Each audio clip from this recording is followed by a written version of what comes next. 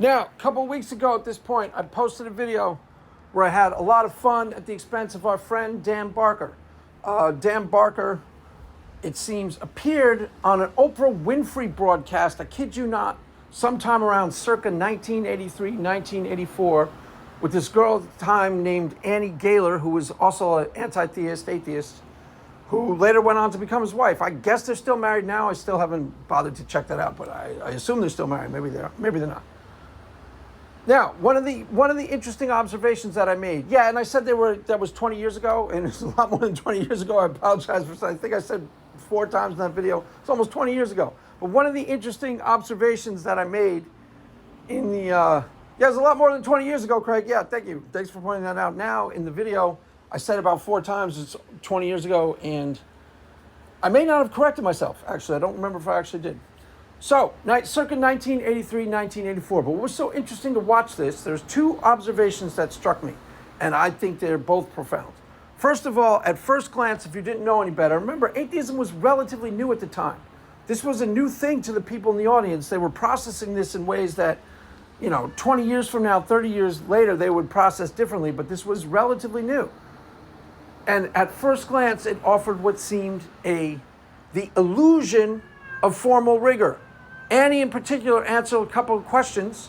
Basically, she was being asked, what is the justification for atheism? And she answered questions like, well, you have Christianity. There's 32,000 different sects, and they can't decide upon which version is the correct one. Now, at first glance, this is why I said the illusion of formal rigor. If you didn't know any better, and most of the people watching didn't know any better, you would go, wow, that's a devastating critique of religion in general, Christianity in particular. There's probably people still listening to this video go, yeah, it is a devastating critique, Craig. No, it ain't. That's the point. No, it isn't.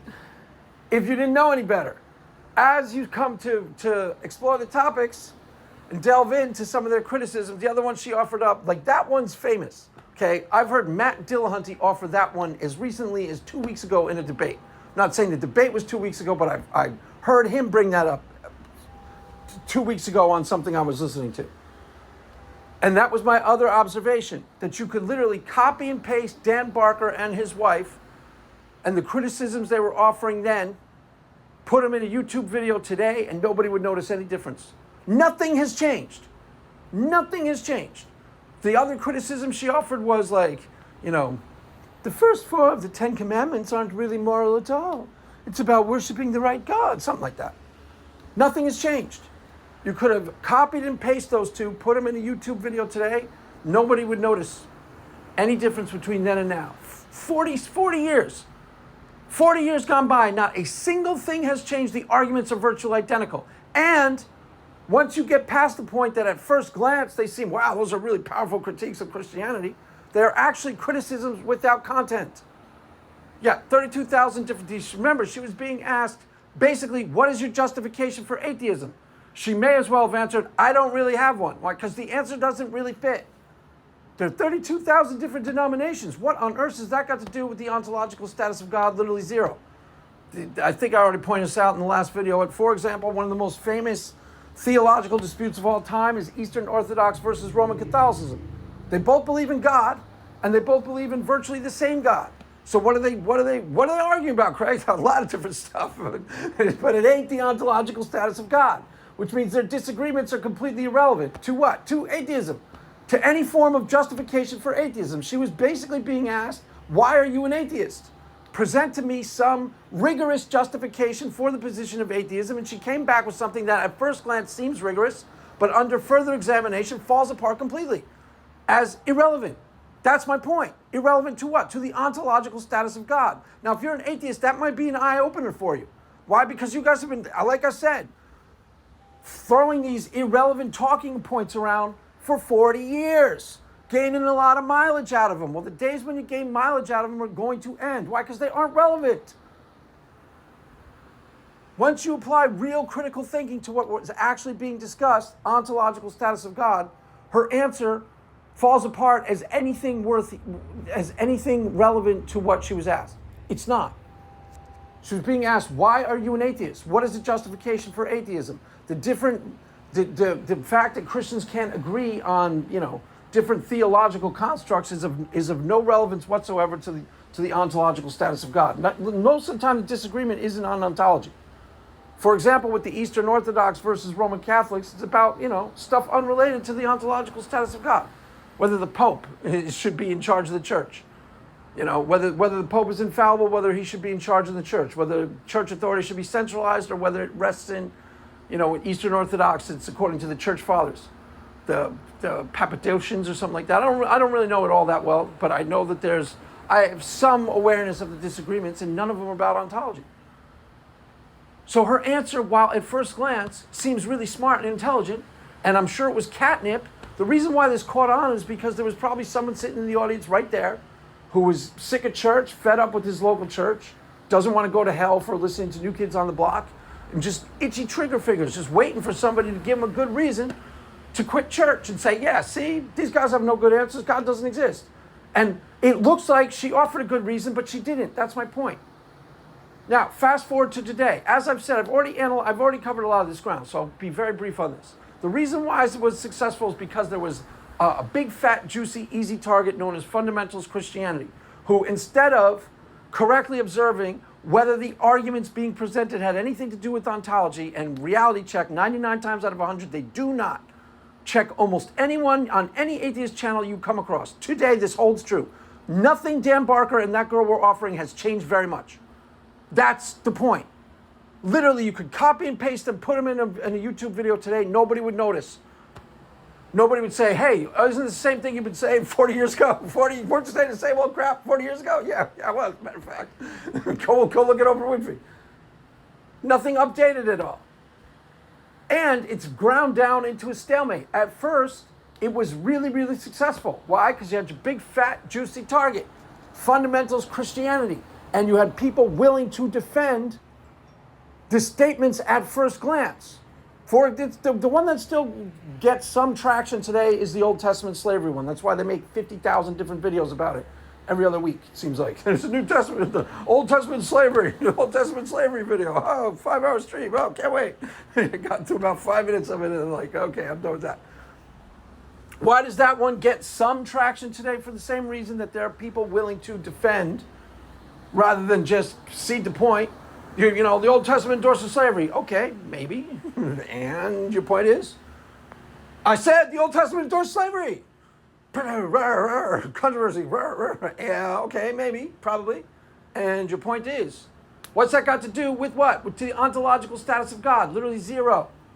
They'll go so far as to say Christians are dying on the hillside. No, you're both dying on the hillside. Why? Because it is a criticism without content. This is ostensibly between an atheist and a Christian or a theist. God either exists or God does not exist. Whether the Old Testament endorses slavery or not, irrelevant. Why? I'll go with it. I'll say, yeah, okay, it seems like it does. Fine. What has that got to do with the ontological status of God? Literally nothing. If you don't notice that, you're both dying on the hillside. Hate to burst your bubble.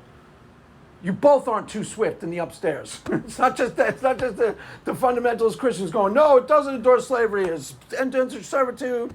6 years, whatever it is, the ham-fisted apologetic that tries to counter the fact, well, it wasn't chattel slavery, whatever they say. Whatever they say, yeah, it's a weak argument. But your argument that the Old Testament endorses slavery is an irrelevant argument. To what? To atheism. Someone says, why are you an atheist? Say, well, the Old Testament endorses slavery. And then they ask a follow-up question. What has that got to do with the ontological status of God? There's nothing you are going to be able to say that can answer that. Did you not notice that? Did you not notice that? Quiet in here, quiet. I know, I didn't notice. Yeah, you didn't notice for 40 years. Great critical thinkers didn't notice for 40 years that these talking points that they throw around are irrelevant. They worked. That's why they didn't notice. They worked on what? Fundamentalist Christians. Because fundamentalist Christians are willing to die on the hillside and defend something that isn't central to the faith. Why? Because they've been told it is central to the faith. It's not some mysterious coincidence that most of the people who populate atheism are former fundamentalist Christians. Why? Because they were told, look, if, the Bible is either inerrant or there's no God. Like, there's no middle ground. If one tiny thing in the Bible it can be questioned at all, then there's no God at all. Throw the whole thing out. That's literally what they were told. Some variation on that. Okay, there's a lot of middle ground there. Just a little bit. just a little bit. They basically have nothing to do with each other. My point, I better get to, I'm having too much fun with this part because this is the point of the video. I'm just having fun. So the point is, it has now devolved into a stalemate. Why? Because at least Christians got a little smart over the years. Or smarter Christians have entered the space, and more nuanced Christians have entered the space, and they don't have to defend every irrelevant talking point that the atheist throws down. Most of them are irrelevant, guys. And that is on you to realize. If you do not recognize they're irrelevant, you have to think propositionally. God either exists or God does not exist. Period. That's the discussion.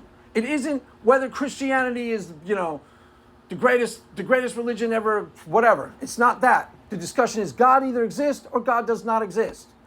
You need to think propositionally at least long enough to say, is this relevant? What? To the proposition, God exists, God does not exist. If it is not relevant, then it is not an argument for atheism at all, ever, now nor ever. It offers no justification for atheism. What it offers is the illusion of formal rigor, which falls apart under further examination, which leaves us now in a stalemate. A stalemate. This is what I said in the other video. That's why, remember when the William Lane Craig thing? This is a really good point, guys. Do you remember when it looked like William Lane Craig put his foot in his mouth and he said, I lower my epistemic standards, and all the atheist community fell apart at once? And there was like 50 videos put out within the series of a week. Why'd they do that? Because that was the only victory they had in a long time. It's not much of a victory, Craig. I understand that. No, it wasn't really a big victory at all. But that's the only one they had in a long time. When I first started, it was like 5 or 6 years ago, you'd go watch Ken Hovind debate, what's his face? Even Aaron Ra. And Aaron Ra would trash him and you'd be like, uh-oh. You'd see stuff like that every single day, every week. They'd crow about some victory here or there. That hasn't happened in a long time. Long time. I can't remember the last time I saw a one-sided debate with the atheists winning. I saw a one-sided debate with the atheists losing, beat the cult versus Chase Haggard, where she started to do the same talking point. You have no evidence for God. He was trying to run a precept argument on her. And as far as it looked like in the debate, she just didn't understand the argument. This is what it looked like. I'm not saying that's exactly what happened. Maybe she didn't know how to get out of the argument, but she didn't address it. That was the only lopsided debate I've seen in a long time. I guess Matt and Cliff, I guess those are lopsided. I guess some of the ones on Modern Day Debate are probably lopsided. To be perfectly honest, I don't watch them. There's probably a lot of lopsided ones on there. But it used to be that you'd enter the space and, you'd wince. Every time you'd hear an atheist cheering about something, you'd go, oh, you'd cringe and you'd die inside. Why? Because you knew something bad when it just happened. You were embarrassed somewhere and you didn't know how. That happened the first year I was doing this, second year I was doing this, that happened once a week. That hasn't happened in a long time. That has not happened in a long time. The William Lane Craig thing, that's why I explored it. I was like, okay. And what the other thing, that's why I explored, remember the resurrection debate where the guy supposedly got beat so bad? That's why I went exploring that. I was like, oh God, here we go. We finally lost around. There was nothing in there that was all that groundbreaking. They're over-exaggerating. Atheists have now taken to over-exaggerating how much the Christian got killed because the Christians aren't being killed. It's just that simple. Why? Because it's not really that hard to do. And the tide is turning in the intellectual realm, and the tide is going to start turning by a lot. Eventually I'll get into the point of the video. Somebody commented that I ramble a lot in my videos. Yeah, that's the whole. That's not a feat. That's not a bug. That's the video. That's the feature of the video. That's what I do. Ramble about stuff that's of interest to me. I think this is all relevant. To give you God's honest truth, I wouldn't say it. Honestly, it's not random. It's not random chit chat. I think these are all pertinent observations that are relevant to the space and relevant to what we do, that wouldn't come out of my mouth. So I'm not really rambling. It only just seems like I'm rambling. I'm actually on point. But I got to get to the point of the video. The point of the video is we've been in that stalemate for a long time. And the stalemate is now going to end. Why? Because there's a huge galaxy of untraversed ground on the Christian side. On the atheist side, they got almost nothing left. They're out of ammo. They're out of ammo. I pointed out in the last video I made with Dan Barker about the challenge of trying to present something that is actually ontological, that actually has an ontological argument. But they're just going to lose ground from here on out. And, I've told you this about There used to be a lot of anti-theist arguments where they'd make debates about the destructive nature of Christianity, whether Christianity was destructive or not. Those disappeared. Why? Because the evidence was too strong and resolute in favor of the sociological benefits of religion. You can't call yourself a critical thinker. You can't say I make evidence-based conclusions and then not examine the evidence. The evidence is too obvious. Most atheists actually know this now. If they don't talk about it, they get it. What, that the evidence for the sociological benefits of religion in general, Christianity in particular, off the charts and really easy to defend. So they stopped using those arguments. Well, the philosophical arguments are going to be, it's going to be the same thing. It's going to take a little bit more unpacking, but it's going to ultimately be the same thing. Why? Because we got a whole galaxy of untraversed philosophical territory. And I noticed it first with the pre-suppers. It's why I started delving into the pre-suppers. Has a lot to do with one Mr. Plato. Now, I've explained this in the past. There should be no such category as presuppositional apologetics. There are 5 philosophers that are really, really, really important as pertains to this space. Plato, Aristotle. Aristotle is led to Thomism. It is basically 60 to 70% of all of Catholic theology is based on Thomism and ultimately rooted in Aristotle. That's why he's so important. And that's where most of the arguments come from today with evidentiary apologetics. They can be traced back to Aristotelian in origin. Most of them. The exception is the Kalam cosmological argument. There's exceptions, but a huge chunk of them. Plato was relatively neglected. It's still very important, but relatively neglected. Then there's Hume, was really important. The turning point, which basically the turning point in epistemology that more or less birthed the modern world. It's not only Hume that's important in that. There's also Descartes and a couple others in there that are really important. But as pertains to this space, Hume is probably the most important. And then Immanuel Kant. Immanuel Kant is where a lot of presuppositional apologetics traces from. It's where the transcendental deduction, the transcendental argument was made famous. It's not where it originated. If you listen to some people, you know, J. Dyer, I haven't actually gone deep into Aristotle. I don't know if he's right, but he seems to think that Aristotle invented the transcendental deduction when dealing with the sophists. I'll take him at his word. I haven't checked. There was a whole debate on that with him and Alex Malpass. Take him at his word. Haven't bothered to check. It's not really that important. But Immanuel Kant put the transcendental deduction on the map. And there's a whole different type of thing being discussed in Immanuel Kant that is really, really, really of profound importance to this space. It's why it can't be neglected. You can't say I'm an evidentiary apologetics and forget about what the pre-suppers are talking about. Why? Because it's really important. It's all about justification for knowledge claims. And it is the untraversed territory that hasn't been plumbed yet. And once it gets plumbed, there's going to be Christian victories, and there's going to be Christian victories by the ton. Why? Because it's really hard to justify some of these things given atheism. That's the point. That was the point of some of the videos I posted in the past. What is the status of abstract objects given atheism? Really hard to answer. Really hard to answer. There isn't going to be a good answer. Why? Because it can't be done. So, the genesis of most of the philosophy that led to presuppositional apologetics. I understand that they're goofy and they make mistakes and they too simplistic with their argumentation. I understand all that.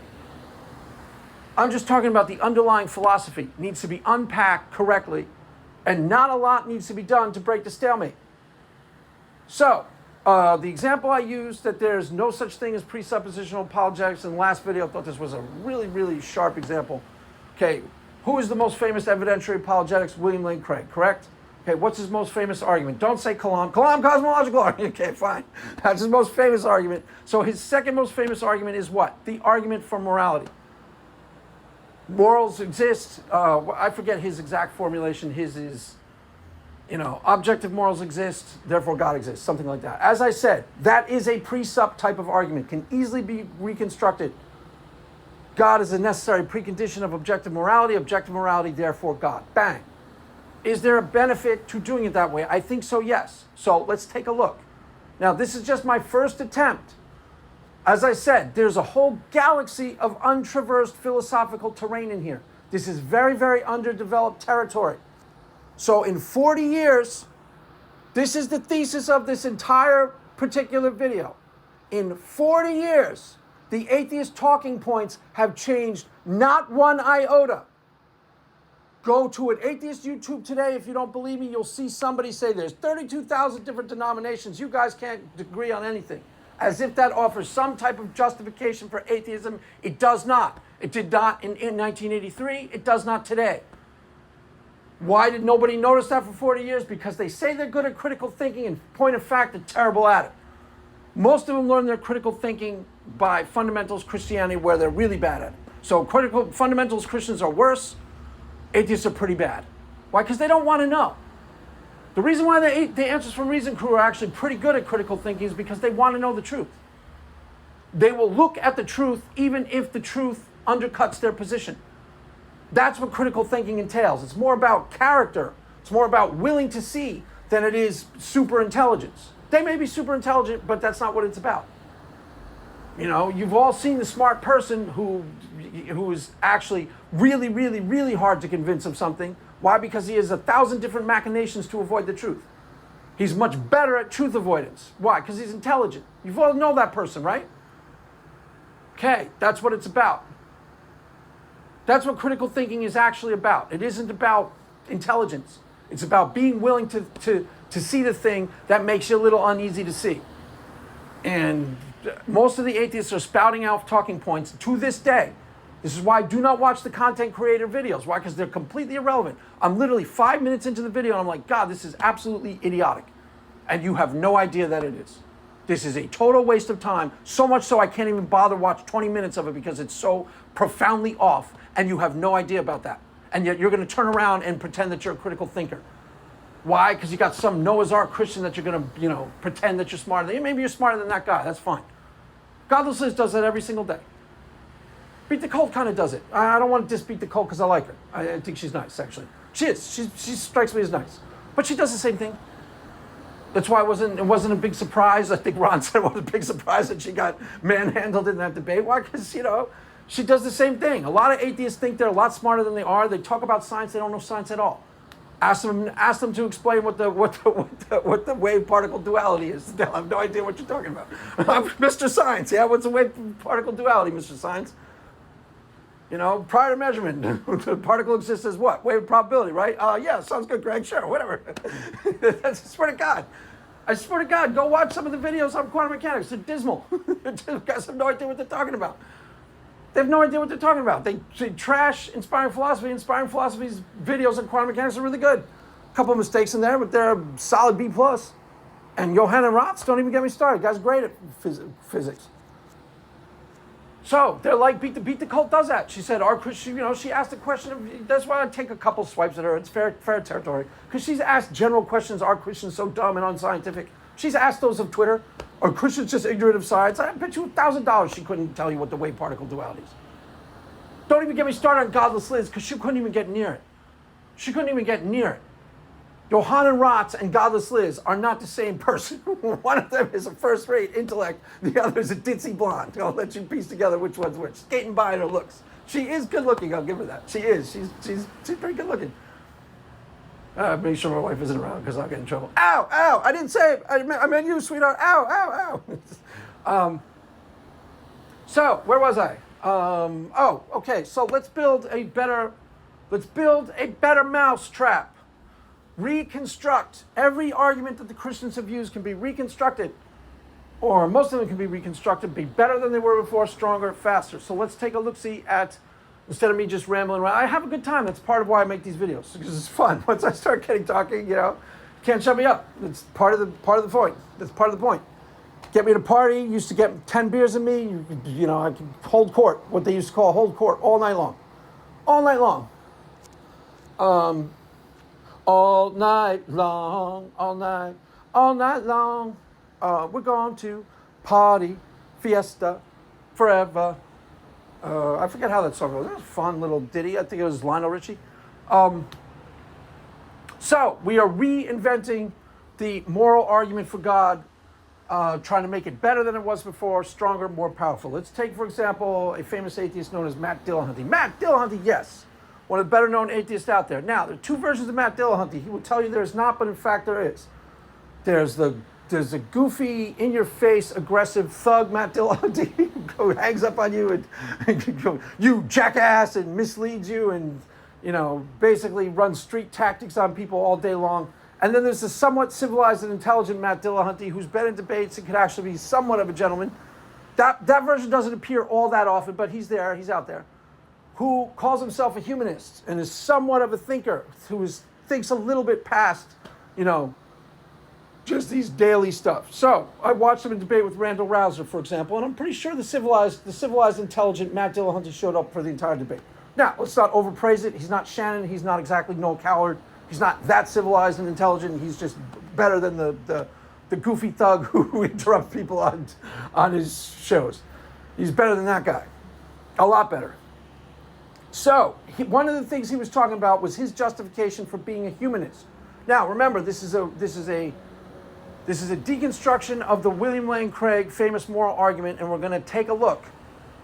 We're going to take a look, because with something like humanism becomes really obvious. What is Matt Dillahunty's justification for humanism? I'm pretty sure he said in the video, if he didn't, it's in the Humanist Manifesto, that there is such a thing as basic human rights. Until the basic human rights are equally guaranteed to all without regard for race. Me say war.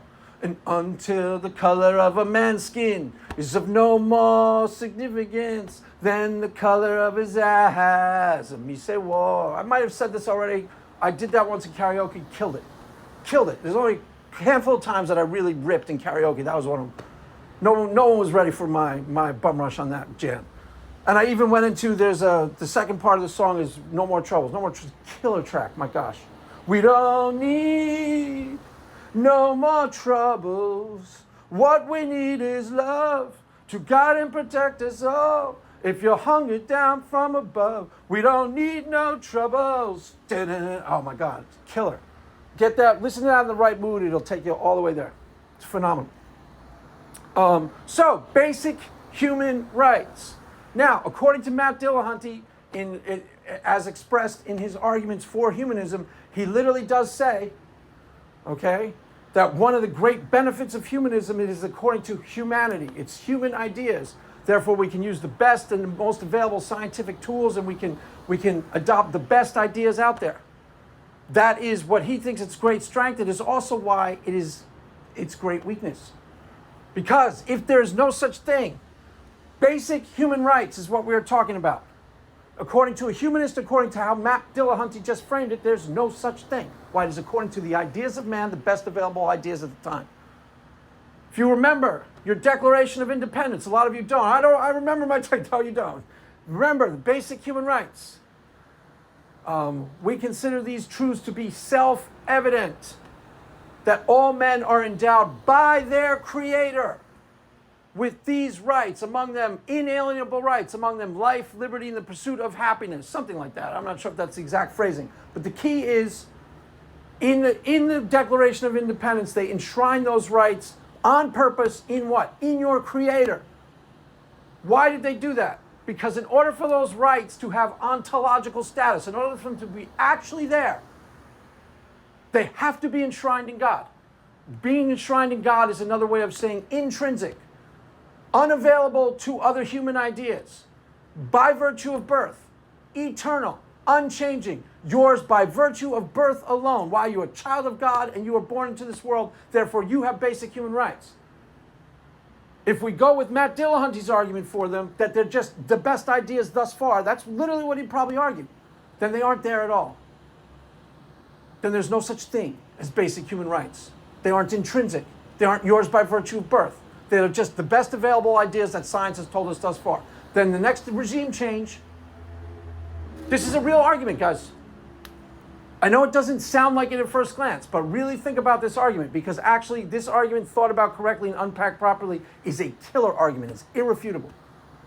It seems too simplistic, Craig. It seems simplistic, I understand that. But it's actually really, really, really, really, really on point. Think about it. Matt Dillahunty is going to argue that there is such a thing as basic human rights.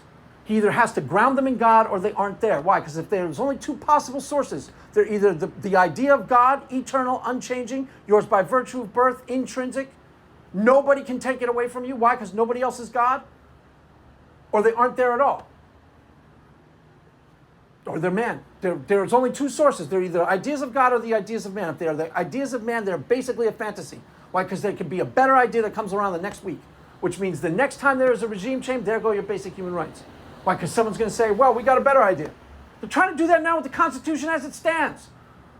They're already trying to do stuff like that with the Constitution as written, as it stands. If it weren't grounded in God, if your rights were not grounded in God, they were not intrinsic. That is basically another way of saying they aren't actually there. They are phantoms. They are illusions created by men. Think about that for a second. Are you a humanist? Is one of your justifications for humanism the fact that you think that each person has inalienable rights? Some variation of what is talked about in the Declaration of Independence. A lot of you will say yes. I'm not sure all of you will. Someone may have a smart out. But your smart out isn't going to get you that far. Why? Because there is no other possible justification. They're either ideas in the mind of God, irrevocable, yours by virtue of birth, intrinsic to you, and they're real ideas that can be fought and died for over the centuries. Why? Because they have ontological status and they're actually there, eternal. Or they're ideas in the mind of man, which means they are irrelevant. They can be thrown out the next time a smarter person comes along. There's no third option. This is a reconfiguration of the William Lane Craig argument. Do you think that basic human rights, some of this will depend on where your morals are at. Are you a humanist? If you say yes, what is your justification for humanism? Do you think there's such a thing as basic human rights? Yes. Most humanists will say yes. Okay. What are you grounding them in? This is going to be the question 1,000 times in the future. Like I said, there's a whole galaxy of unexplored arguments here that have barely been touched. And every single one of them is going to be more powerful than the next one, right? Because they're really hard to justify given atheism. The one I just presented for you is really hard to justify given atheism. I can't think of any possible way that you could say, yes, I'm a humanist, and yes, I believe in basic human rights. And then I ask you the follow-up question, what do you ground them in? Good ideas. I mean, I'll let you I'll put the answers in the comment section. I'll let you argue for yourself. But the point of the argument is they're either grounded in God or they aren't there. They're either grounded in God or they're not there. So the precept arguments are said in ways that are awkward and dumb, but they are getting at something that may be inescapably the truth. A necessary precondition for a civil society. For example, here's one variation. Necessary precondition for a civil society is what is transcendent morality. That's variation on something Jordan Peterson would say, right? But here's the key. What do we talk about in Western civilization? The rule of law. But here's the key. It has to be, it is presupposing what? Objective laws. Laws that are actually just and fair and right and true. The Nazis had the rule of law. They did. Go look it up. 1933, Nuremberg laws. But they were evil laws. There were laws that took rights away from the Jews and said Jews couldn't own stores and Jews had to wear a yellow star and things like that. So they had the rule of law. You had to obey those laws. So both those societies had the rule of law. So in order for transcendent morality to be a meaningful concept that we can organize a civil society around, which is an absolute necessary precondition for a civil society, it is presupposing what? Objective, true laws. Justice, laws that are just and right and fair. Evil laws. Who wants to be in Nazi Germany? So, those are just two variations on what I think are endless amounts of variations of what are completely unexplored territory. I guess I'll let it go with that. Let me take a look at, see what time we're looking at. Yeah, 33 minutes, kind of wrap it up, try and keep it shorter than normal. I understand I go on and on. So, those are just two arguments that I will formalize and present in other contexts and work on. Those just to get you started. The point I'm trying to make is that, just as I said, 1983, atheists appeared on a TV show. So they were mainstream. Atheism was going big or go home. It was going mainstream, and they offered what appeared to be the illusion of formal rigor. They offered what at first glance seemed like really devastating, intelligent critiques of Christianity. They were not. Fast forward 40 years, those critiques those are criticisms without content, as I said, and they haven't changed at all in 40 years. That's why we're in a stalemate, guys. If you're an atheist, wake up. That's why we're in a stalemate. And you follow your content creator videos, they got nothing to offer. There's some hope in the naturalism next crew, and people like that to update atheism so that it's more intelligent. But they're going to have a struggle too. Why? Because their arguments have to be rock solid about ontology. And so far there's flaws in those arguments as well. But those guys, there's hope in those guys. Naturalism Next, I think, is one of the smartest of. I don't know him at all, but you know, there's those guys will keep the flag of atheism going forward if they so choose. But the rest of the guys, the content creator videos, no, they're going off these talking points that were exposed as irrelevant 35, 40 years ago. And if they weren't exposed as irrelevant, you the atheists are just as guilty of not exposing as the Christians are. Why? Because they're really obviously irrelevant. They've been irrelevant for a long time. That's why you aren't gaining any ground. That's why when William Lane Craig seemed to stick his foot in his mouth, you got so excited. Why? Because deep down inside you know you haven't had any victory in a long time. Otherwise you wouldn't have been excited. Did I speak anything? Did I say anything wrong? Tell me what's wrong with that. That's 100% true.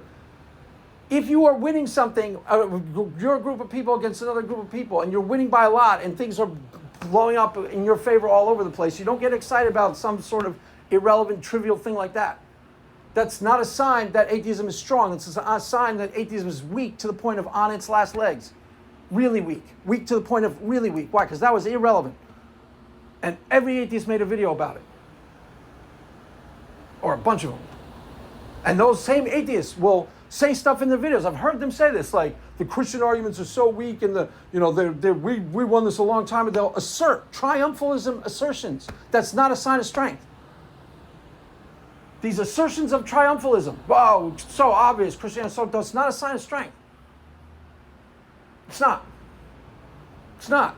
So I'm just telling you what time it is and what time it's going to be. The new arguments coming down the pike in Christianity are going to be really hard to refute.